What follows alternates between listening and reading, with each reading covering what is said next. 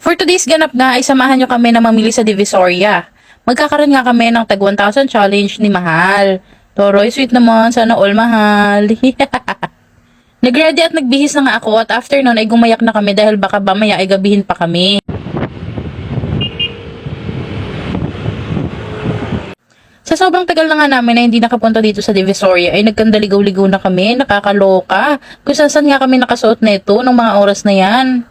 At fast forward nga, finally nakarating na kami dito sa may 168 shopping mall. Pagbasok nga namin ay sobrang daming tao at hindi na ako nakapag-video habang namimili kami for safety purposes. After ng ilang oras namin na pag-iikot ay nagutom kami kaya sabi ko kumain muna kami dito sa may prima donor na nakita ko.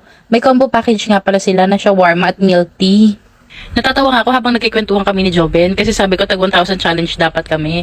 Pero lahat ng nabili namin ay para kay Benice. Ang cute lang, no? Ba't kaya tayong mga magulang, no? Pag may mga anak na tayo, ilagi natin silang inuuna kaysa sa sarili natin. Ang saya kasi sa pakiramdam pag nakikita silang nakangiti, pag may mga pasalubong tayo. After nga namin kumain at mamili ay umuwi na kami dahil mag-aalas 6 na ng mga oras na yan. Nakaka-addict talaga yung tunog ng hangin, no? Saglit nga lang pala yung binahe namin at nakarating na kami sa bahay. Ito nga pala, i-flex namin yung mga pinamili namin. So, ito, nakabili kami ng bag ni Venice for only 480 pesos. Makapal na siya. And we have here also the tumblers, dalawa for only 250. Isang 1 liter and isang 500 ml para sa baunan niya. Makakapal na yan. We have here also the Duralite shoes para pag tag-ulan, 180 lang yan. And itong Korean Barbie na nabili namin na 100 pesos, sobrang nakitan kasi ako kaya binili ko. Baka magustuhan ka ako ni Venice.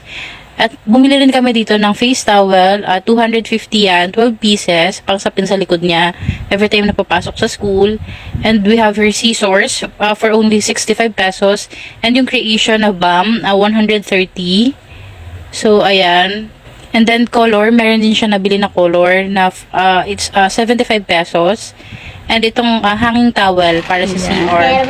So, ayan lang yung nabili namin. Meron na daw siyang pamalo. Bakal nga pala yan. And nabili namin siya ng 150 pesos. Ang overall total niya is 1,680. O, diba? May sukli pa yung 2,000. O, ano pa hinihintay nyo? Mamili na kayo sa Divisoria.